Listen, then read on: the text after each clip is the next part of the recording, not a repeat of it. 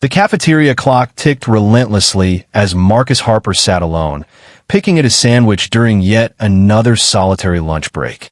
Three identical little girls with copper curls watched him from across the room, whispering among themselves.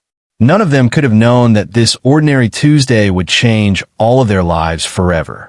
If you've ever believed in fate, this story will confirm what your heart already knows. Sometimes family finds us in the most unexpected ways. If this story touches your heart, please take a moment to like this video and subscribe to our channel for more powerful stories of hope and connection. Your support helps us continue sharing these remarkable journeys that remind us of the extraordinary bonds that make us human. Marcus hadn't always been alone. 2 years ago, he had everything: a loving wife, dreams of starting a family, a home filled with laughter. Then cancer swept through their lives like a tornado, leaving nothing but devastation in its wake. At 34, Marcus became a widower, a title he never wanted and a reality he couldn't escape. The elementary school where he worked as a custodian became his sanctuary. Mindless work that kept his hands busy while his heart remained frozen in grief. "Mr. Marcus, can you fix this?" A small voice interrupted his thoughts, and he looked up to find one of the triplets, he couldn't tell which one, holding out a broken pencil sharpener. He recognized them vaguely. They were in first grade and had arrived at the school mid-year. The sisters were in foster care. He'd overheard the teachers saying. Their names all started with L: Lily, Lucy, and Lena, but he couldn't tell them apart despite their different colored headbands. "Sure thing," he said, taking the plastic sharpener. "Shouldn't you be sitting with your class?" The cafeteria was organized by classroom, and the triplets table was on the other side of the room. "We want to sit with you," another triplet said, sliding onto the bench across from him. The third sister followed suit, all three staring at him with identical hazel eyes. "You looked sad," said the one with the blue headband. "Our mom used to say nobody should eat alone when they're sad." Marcus felt something crack in his chest, the first hairline fracture in the wall of ice he'd built around his heart. "That's very kind of you, but I'm fine, really." "No, you're not," said the green headband triplet matter-of-factly. "You have sad eyes, like ours when we first came here." The triplets, he would later learn, had been in the foster system for 8 months. Their mother had died from a drug overdose, and there was no father in the picture. At 6 years old, they had already experienced more loss than most adults. Perhaps that's why they recognized the grief in Marcus. Children often see what adults try to hide. That lunch period changed everything. The next day, the girls sought him out again, and the day after that. Soon, it became their routine. Marcus found himself looking forward to their company, saving cookies from his lunch to share with them, learning to tell them apart not by their headbands but by their personalities. Lucy, the outspoken leader, Lena, the quiet observer, and Lily, the peacemaker who always mediated their sisterly squabbles. When he discovered the girls were struggling with reading, Marcus began bringing simple books to their lunch meetings.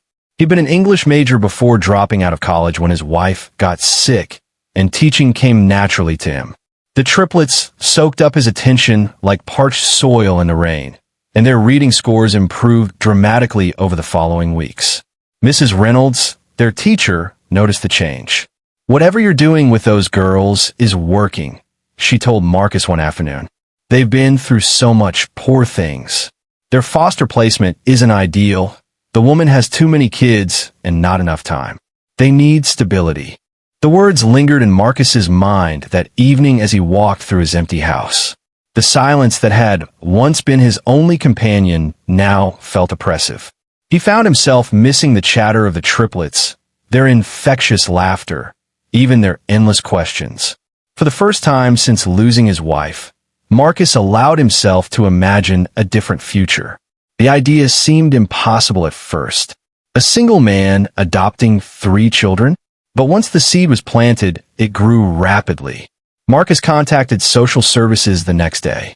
The process wasn't easy. Background checks, home studies, parenting classes, financial reviews. But the social worker, Diane, saw what Marcus himself was only beginning to understand. He needed the girls as much as they needed him. "They've been asking about you," Diane admitted during one of their meetings. "They keep saying they chose you to be their dad." I've never seen them connect with anyone like this since they entered the system. 6 months of bureaucratic hurdles later, Marcus stood in family court, his heart pounding as the judge reviewed his case.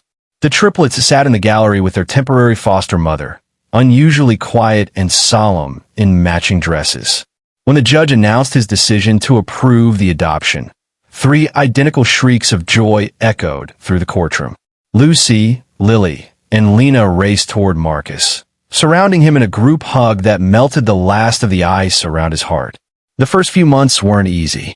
Marcus had to learn how to do 3 sets of hair each morning, navigate the complicated social dynamics of 6-year-old girls, and adjust to a house that was suddenly filled with noise and movement. The triplets had nightmares about being separated, struggled with trust issues, and tested boundaries constantly. There were moments when Marcus felt overwhelmed, questioning whether he had made a mistake. But there were also moments of pure joy. Impromptu dance parties in the living room, bedtime stories where the girls took turns creating increasingly outlandish plot twists, weekend pancake breakfasts that left the kitchen looking like a flower bomb had exploded. Marcus found himself laughing again, really laughing, for the first time since losing his wife. The school community rallied around the unconventional family. Teachers contributed hand-me-down clothes and toys. The PTA organized a surprise home makeover to create a proper bedroom for the girls, and the principal offered Marcus a position as the school librarian when she discovered his background in English literature. His salary increased, allowing him to work 1 job instead of the 3 he'd been juggling to make ends meet.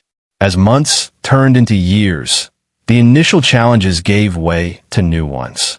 The triplets' biological father unexpectedly surfaced, demanding visitation rights. Marcus fought his first instinct to shut the man out completely, recognizing that the girls deserved to know their heritage. Instead, he worked with his lawyer and the courts to establish supervised visitation, putting the girls' emotional well-being first while acknowledging their complex history. By the time the triplets turned 10, they had settled into a rhythm as a family. The girls remained inseparable but developed distinct interests. Lucy joined the debate team and couldn't wait to become a lawyer to help kids like us. Lena discovered a talent for mathematics and spent hours working on complex equations, and Lily revealed an artistic streak that transformed the walls of their home into galleries of her colorful paintings. Marcus kept a photo of his late wife on the mantle, and the girls often asked questions about her.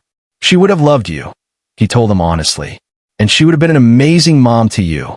Together, they created traditions to honor both mothers, Marcus's wife and the girl's biological mother, understanding that love wasn't diminished by acknowledging all the threads in their family tapestry. When the triplets entered middle school, they faced new challenges. Girls who had once been friends became mean, targeting the sisters because of their unconventional family. "Why don't you have a mom?" one particularly cruel classmate asked during lunch. "Did your real dad not want you?" That evening, Marcus found Lucy punching her pillow in frustration, Lily crying silently, and Lena retreating into a book. As they shared what had happened, Marcus felt a familiar protective rage, but also recognized a teaching moment. "Family isn't about biology," he explained, gathering them on the couch. "It's about who chooses to stay, who chooses to love you even when it's difficult. You 3 chose me that day in the cafeteria, and I chose you right back. That's more real than anything." The next day, armed with their father's words, the triplets faced their bullies with newfound confidence. Lucy, ever the spokesperson, stood up during lunch period. "We have the best dad in the world because he wanted us," she announced. "He chose us, and we chose him, and that makes us the luckiest family ever." The words spread through the school, reaching the ears of other children in foster care or non-traditional families. Soon, the triplets found themselves at the center of a club for kids with chosen families, creating a support network that eventually became an official school organization with Marcus as the faculty advisor. As the girls approached their 16th birthday, Marcus realized how quickly time had passed. The copper-haired little girls who had once sat across from him in the cafeteria were becoming young women with dreams of college and careers. One evening, as they pored over driver's education materials, The prospect of teaching 3 teenagers to drive simultaneously was terrifying. Marcus found himself overwhelmed with gratitude. "Do you ever wonder what would have happened if we hadn't chosen you that day?" Lena asked, always the philosophical one. Marcus considered the question seriously. "I was barely living before you 3 found me," he admitted. "Just going through the motions. You didn't just choose me as your father. You chose to save me when I couldn't save myself." Lily, still the most sensitive of the 3, wiped away tears. "That day in the cafeteria, we saw you and just knew." Lucy whispered, "That's our dad," and it felt like the most certain thing in the world.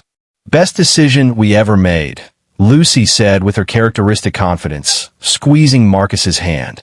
Years later, when the triplets graduated from college, Lucy with a law degree, Lena with a PhD in mathematics, and Lily with a master's in fine arts, Marcus sat in the audience, bursting with pride. As he watched his daughters accept their diplomas, he reflected on the journey that had brought them together. From a lonely man eating lunch by himself to the father of 3 remarkable young women, his life had transformed in ways he could never have imagined.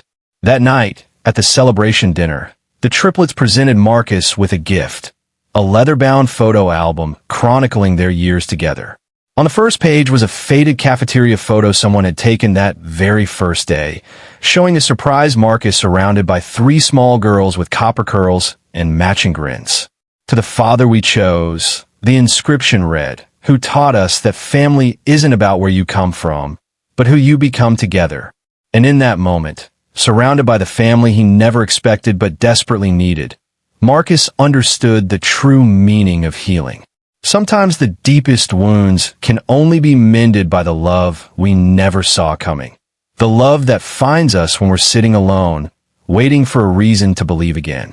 If this story touched your heart, please remember to like this video and subscribe to our channel. Your support helps us continue sharing stories that remind us all of the extraordinary connections that make life worth living.